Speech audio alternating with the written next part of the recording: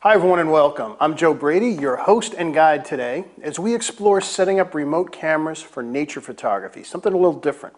Now, as someone who's always loved birds, I'm going to use my backyard as our set and create a setting where I can capture what I like to think as bird portraits. Now, I'd like to discuss my thought process and how I chose to set up my gear to get great results. So let's start with the most basic question that has some obvious answers. Why set up a remote camera for wildlife shooting besides fearing for your life when photographing large predators like lions, tigers, and bears?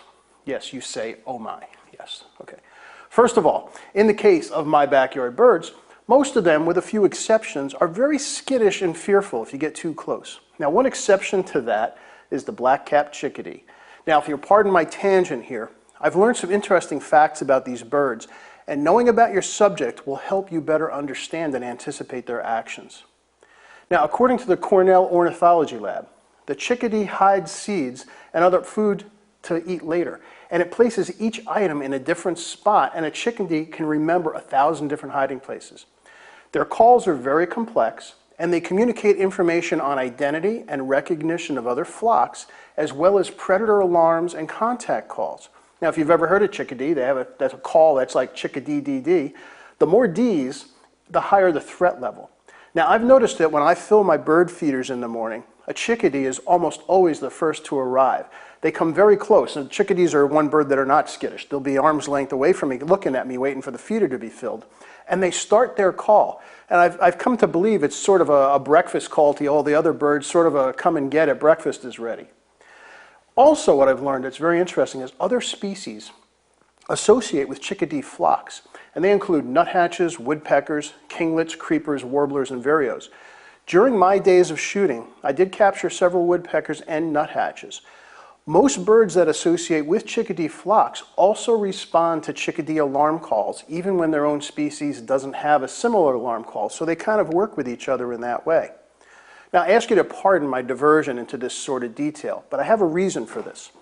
Understanding your intended subject, its habits, likes, and dislikes, is going to allow you to better prepare to capture the photograph you're after. In fact, this actually applies really to any photographic subject, including portraits of people. Now, let's get back to the gear, and then we're going to explore the process and look at some of the details to make these photographs happen successfully. First of all, what are radio triggers, and why do you want to use them? Well, most simply put, the Pocket Wizard radio triggers I'm using send a signal remotely to a camera and or flash and tell them to fire. No long cable release is needed, and the line of sight is not necessary. Now, this means you're not limited to a 15-foot cable release, and you don't even need to see the camera for it to do its job. If you want to have your camera 100 yards away from your position, that's really not a problem. In fact, actually, let me bring the +3 up here again. If you use multiple +3s, which we'll take a closer look at in a bit, you could actually place and fire your camera far enough away that you wouldn't even be able to see it. It'd be just a speck off in the distance. I'm not sure how practical that would be for nature photography, but it can be done. Now, the other beauty of using radio triggers is that you don't need line of sight to your camera. This has great advantages over remotes that use an infrared signal and require that the camera be in view. Now, first of all, infrared systems don't function well in the sun, and secondly, they need to be fairly close to work. With a Pocket Wizard radio trigger, distance and sun are no problem, and you place your camera wherever works best for the scene. In fact, you can mount the camera in a secure, weatherproof box to protect it from the elements and still trigger the shutter. Now, there are a handful of Pocket Wizards available, and they can all be used as remote triggers for your cameras and lights. In fact, let's take a look at it. Here's a slide that's got them all up there. Really, the only variable is matching the correct cable from the Pocket Wizard to your camera. Now, since there are different types of connectors on different cameras, the best way to find the best cable, the correct cable, is to go to PocketWizard.com and select the cable finder page. So here's a link for it. We'll also include this in our follow-up email for you if you're having trouble finding it. Now, even though the Pocket Wizards are wireless, we still need a cable to connect the radio trigger to the remote release port of the camera. Let me just grab my camera here for a second. Now, I used two different cameras on this particular shoot. I used a Sony Alpha 99 with both a 24-70 and a 70-400 millimeter lens, and a Canon 7D with a 70-200 millimeter lens. There are three basic types of cables to connect your camera to a PocketWizard, and which one you decide on to use is going to depend on your camera, your shooting style, and the type of PocketWizard you have. Now, first of all, there's a cable called, well, it's called a normal cable. I've got one right here, and it's just a port into the front of the PocketWizard, and then another connector that will go into the side of your camera. Next is what's called a pre-trigger cable. Now these are a little more complex, but these are my favorite personal cables. These actually have a switch on them. In fact, let me just bring it over here. And Rick, if you just zoom in on the little switch here, so you can see there's a switch in line, and it's got a 0 and a 1. And when I flip this over to 1, that makes the cable live at all times. This keeps the camera awake. It's kind of like just pressing the shutter in halfway continuously. The advantage of this is that the camera responds more quickly and consistently. Yes, it does use its batteries more rapidly, but in my shoot last week, where I had the Sony Alpha 99 using that pre-trigger release cable, I found that with the camera on for about 6 hours, I went through 2 battery changes. Or really, I just replaced the battery once, and the camera was fine all day. And then the third type of cable is called an ACC cable. Now, ACC cables are a special kind of pre-trigger cable for use with the new Plus 3, the Flex TT5, and the latest Multimax units with an ACC port. Now, this type of cable is also required if you want to do remote camera triggering with a Flex TT5 and use ETTL functions. So again, here you can take a closer look here. I've got right into the front of the Plus 3, I've got the cable here, and you can, this is the ACC cable connection. Put that in here, and then over on the side into the remote release of the, in this case this is a Canon 5D Mark II. That just fits in there, and that is all the connection that is needed. So, for example, once I had set my camera up, just have a remote. All I need to do is match the channels here, and when I just hit the test button on the PocketWizard, the camera fires, and I can hear that through my microphone there. Now, before we explore more gear, I want to go into a little more detail. Let's head to the first shoot in my backyard and see the portrait set that I prepared for my day's shooting. So I'd like to talk a little bit about the gear that I've set up here for my remote shooting set. And I'm using two different pieces of equipment to make this happen. I'm using PocketWizards, and you can actually use pretty much any PocketWizard to do this. I'm using the Plus 3. The reason for that is I am shooting completely in manual. Also, I'm taking advantage of the different zones, the A, B, C, D, because I have each of my cameras. I've actually got 2 cameras set up behind me. I've got one camera on channel A, one camera on channel B. So I can turn them on and off or shoot them individually right from here, and I can just sit in the house and get out of the bird's way. You can see behind me here I've got a Canon 7D with a 70-200 on it, and I've got a Sony Alpha 99 also with a 70-200 on it. And what I did was I kind of dressed up my bird feeder, because people generally aren't interested in capturing shots of birds on bird feeders. Yeah, they might be cute and all, but it's nicer to have more of a portrait set.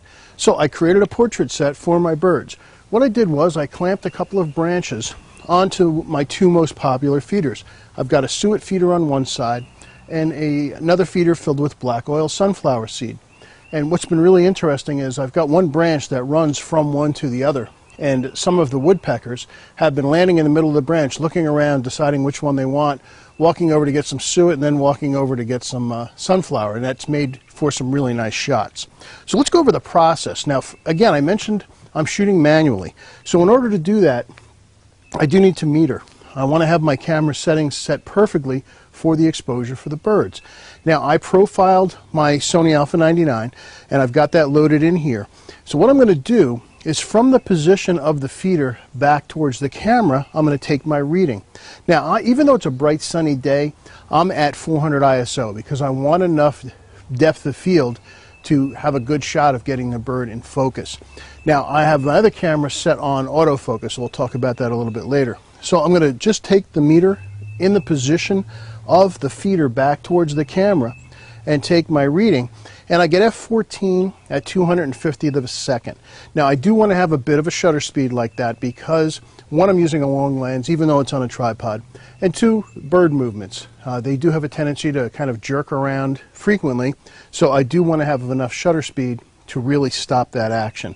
So 400 ISO, f14 at 250th of a second, that's the setting I put in the Sony, and that's it, I'm good to go. Now we'll take a closer look at the setting in the camera. I don't know if you can see it behind me, there's actually a chickadee on the feeder. They seem to be the least skittish of the birds that we're photographing. The titmice and the woodpeckers don't like me being around, so for them I'm going to actually go into the house and just observe them from there. So I've got my Sony on channel A, and I can just hit the test button and it takes a picture. If I want to switch over to the Canon, I can switch it to channel B and take a picture there. Now, the other nice thing about the Plus 3 is it has this half depress mode where I can push in the test button halfway and you get this kind of half a coffee bean, which is the same as doing a shutter press on the camera. So what that allows me to do is actually take advantage of the autofocus on the camera. I can push it in halfway. If there's a bird in position, it will focus first, then I push it in all the way and it will take the image.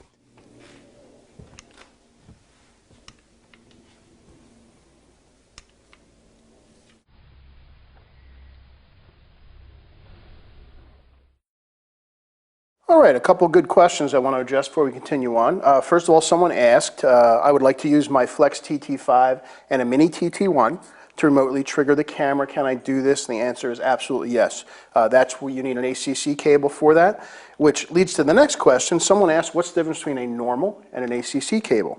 Well, it's a wiring kind of thing as to what's really different. The one thing I've noticed, the difference between a normal and an ACC cable, in fact, Rick, if you move in real close right there, maybe you can see that one is right on this end here. One is a stereo plug and the other is a mono plug. So I guess it just has to do with the wiring connections. The only reason that these ends are different is because these are for two different cameras. This one's for Canon and this one's for my Sony. But this other end is what makes for the difference in being an ACC or a direct cable. Now someone else asked, would the Plus 3 focus at half press? And would I need one for my camera and one in for my hand? Yes. Think of these as kind of walkie-talkies. You need one to talk and another one to receive. So to take advantage of that half press function, then you would need to have one in your hand and then one on your camera. Actually, I'll ask Rick to zoom in again here for a second just to show you. If you take a look here, if I push the test button in halfway, oh, my screen went to sleep again. Let me just wake it up so you can see better. If you look in the lower left-hand corner, you'll see kind of a half a coffee bean that shows up. That's a half press. If I then push it in all the way, that sends the signal out to go ahead and shoot the camera. And it's really as simple as that. I'm going to talk a little more about the autofocus function doing that a little bit later. Now, before getting more into the Pocket Wizards, let's talk a little bit about the meter I used. This is the Sekonic 478DR. Now, one of the beauties of this particular meter, along with its big brother, the L758DR, is that they have a Pocket Wizard transmitter built into the meter. That means you can fire your remote cameras and lights right from the meter. Now, when you use channel 17 and higher, you can also turn zones on and off right from the meter. So if we take a close look here, so here we have the meter all set up, ready to go. If I push the little wrench icon, and it says radio channel settings here. So we're dealing with standard settings here, and you can see I've got channel 17. If I choose channel 16, my zones disappear. At 17, you can see I've got A, B, C, D. Now, I was shooting two cameras, so I was using zones A and B, but if I only wanted to fire one of the cameras from the meter, I can just turn off B, and now it is set for channel 17 with just zone A firing.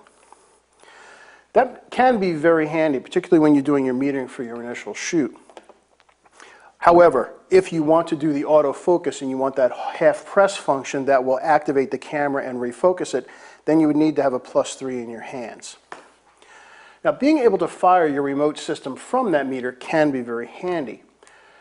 It also is nice if you're using a flash because you can take a meter reading at the subject's position and take that reading without needing an assistant. So the meter will also fire your flash remotely and you can take that reading from there.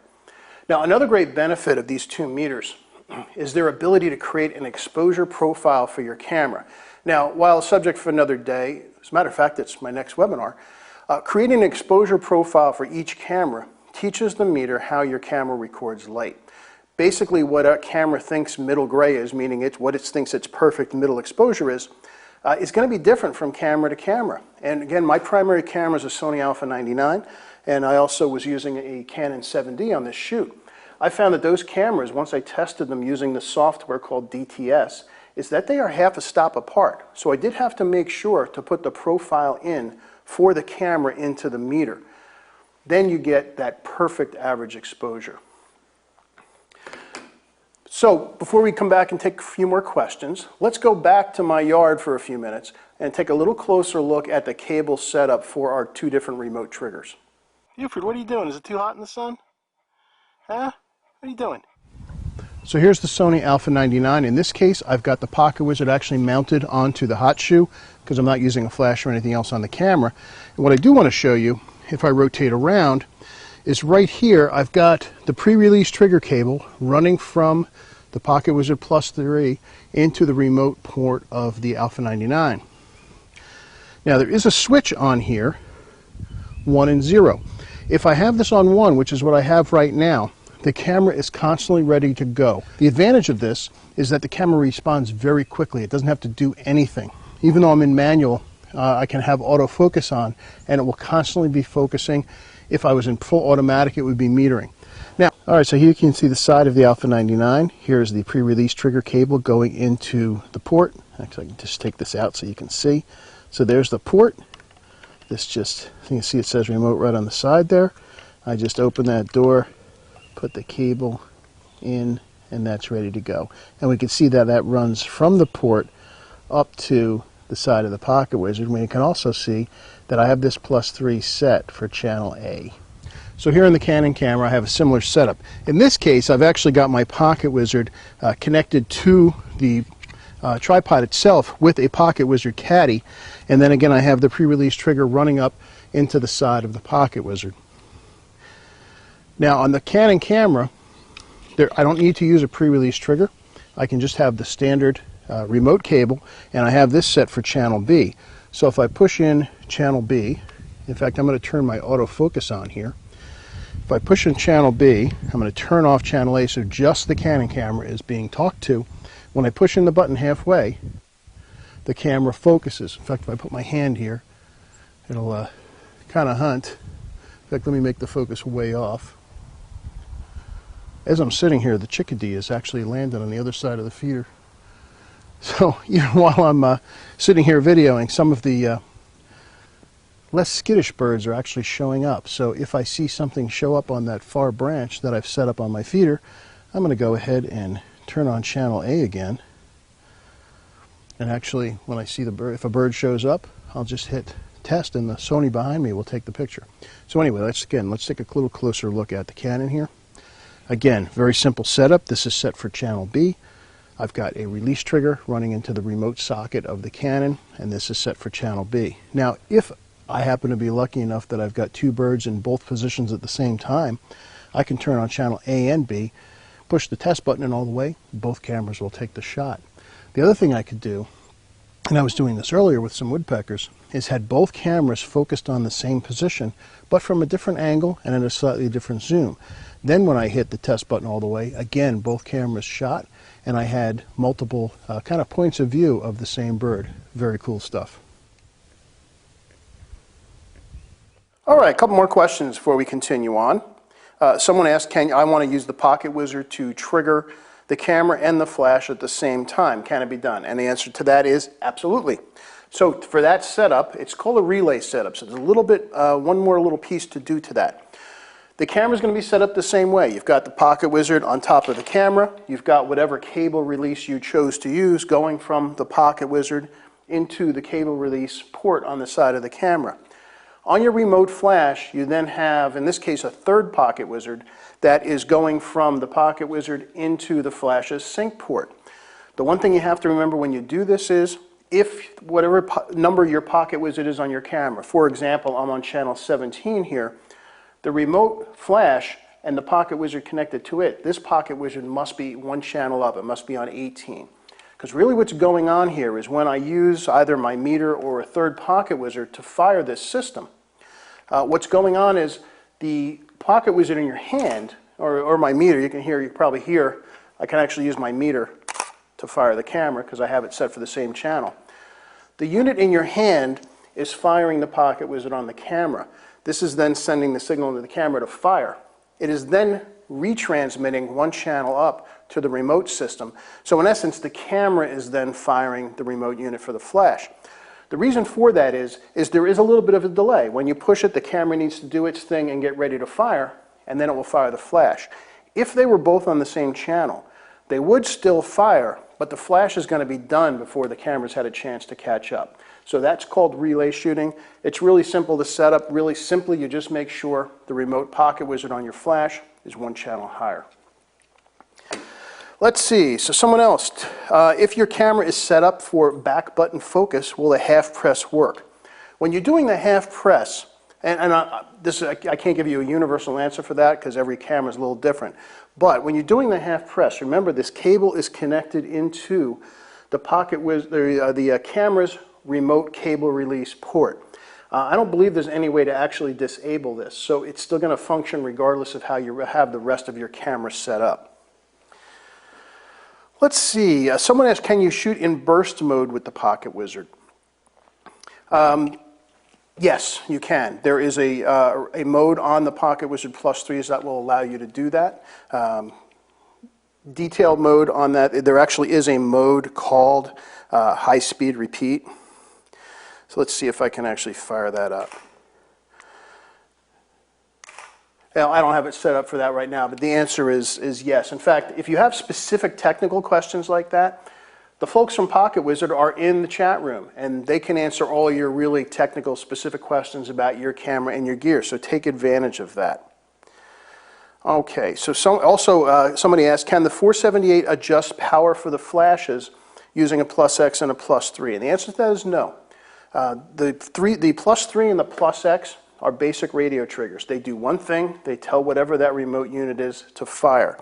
To get the remote power control, you would need the mini flex system with either a meter like the 478 or an AC3 unit on top of that.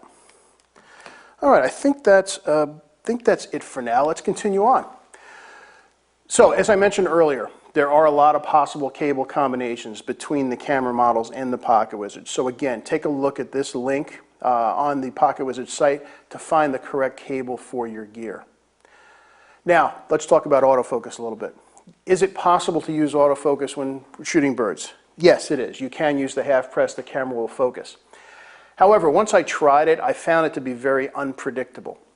The birds I was photographing were simply too small and always on the move. And this made autofocus a problem. I got much better results in my shooting by pre-focusing and then actually switching the lens to manual focus. Let's talk a little more about focus. During my shoot, I was typically using an aperture from f14 to f18. Now this big number sounds like, wow, you're going to have a lot of depth of field. But that's not the case when you've got a subject that is filling the frame, when you've got something up close. Now my camera on the 70-400 lens was about 6 to 8 feet away from the subject.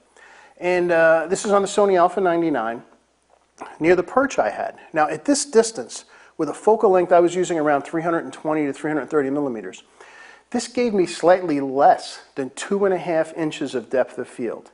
Now at a 6-foot distance in f14, actually that was at 8 feet, at a 6-foot distance that dropped down to just over an inch. Now in order to have the bird fill enough of the frame for a nice enlargement, these are the limitations you're going to face. For example, let's take a look here at this chickadee. That's exactly what's going on here. Just 2 inches or so of depth of field, and this is at about 330 millimeters. Now a longer lens does let you capture more magnification when you can't get close. And this is important when you're out in the field, but in your background it really doesn't matter. I also did a shoot a few days earlier using a 24 to 70 millimeter lens just placed closer to the subject. So let's take a look here at this. This is a titmouse up close. Now the difference is, well, the lens is only about 3 feet away. This is ISO 400, 70 millimeter focal length, and the aperture in this particular image was f13. Now, this combination resulted in maybe a little bit less magnification. That image is cropped a bit.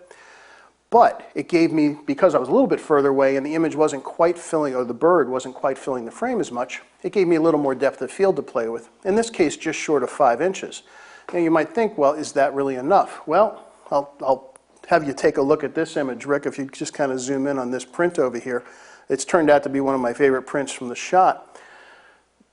This is a 24 by 24 inch square image, and it held up absolutely gorgeous. And I know you can't see this great on video, so we're going to make the images available so that you can take a closer look. So really the lesson to be learned here is that having a long lens is not necessarily the best choice for close-up bird photography in this type of setting. Using a shorter focal length and having the camera closer to the subject is going to give you exactly the same depth of field when the magnification of the subject in the frame is the same. Now, I've also found out that once the camera was put in place, the birds didn't care. Didn't stop them from coming. As a matter of fact, some of the birds then used the camera. In fact, I had some birds landing on top of the pocket wizards as their perch to try to decide which feeder they were going to go to. They weren't afraid of the shutter noise. They really didn't care. Nothing stopped them from doing their thing. So somebody asked about flash earlier. Let's talk a little more about that. Now, I find using off-camera flash in this type of setting very useful if the lighting isn't quite perfect. Now, just like when I do portraits of people outside, I like to have a flash contribution of around 30%. That's a nice number to fill in shadows. It adds a nice catch light into the eye. And once again, to figure that out, you need to have a meter. And again, I don't have a flash here, so I can't actually show you the numbers show up. But a meter like the 478 and the 758 will, when you take a reading, will show you the percentage of flash. And you just want to adjust the power on your flash so you can get that about 30% if what you're going for is just a fill. Now, later on in the day, I did add an off-camera flash because the ambient light began to fade. Now, I didn't want to have to go to a high ISO to keep my depth of field. I don't like high ISO images unless I have to use it, because I don't like the noise and the grain it puts in shadows. So I put my flash on manual at 1/8 power, took a meter reading, and I got 1/160th of a second at f20 and 330 millimeters on my 70 to 400 millimeter lens. Now, in this case, the flash output was about 80% of the light. It's not ideal, but as the sun was setting behind the trees and I needed a depth and an aperture to get the depth of field I needed, I made do. Now, the smaller birds, again, like the chickadees and titmice, here's an example of a titmouse on a branch on my feeder with the flash. They didn't care. They didn't bother with the flash at all. However, the woodpeckers, some of the larger birds, there was a red-bellied there in particular, didn't like the flash at all. So when possible, I'd like to not. Actually, Chen, if you go back to that image for a second, I have a pair of pileated woodpeckers that hang out in my backyard, a male and a female pair. And I could not get them to show up on my set. I really wanted them to do that. And they just would go on to this double suet feeder that I created. This is the female. And the male will typically sit on a tree watching her while she's eating. They kind of take turns. So I'm going to keep working on it. Before the end of the summer, I'm going to get a good shot of a pileated. All in all, it was a very satisfying day. And I was really happy with the images that I was able to capture. I printed some of these out a little bit larger. In fact, as I mentioned, I fell in love with this one so much that as soon as I get out of here, since I made it 24 by 24, that's getting framed and going in my guest room. Before we sum up, let me show you a short slideshow of some of my favorites. I'm not sure how well some of the details will come across in the video, so we'll see if we can post the images so you can see the incredible detail that was maintained. Take a look.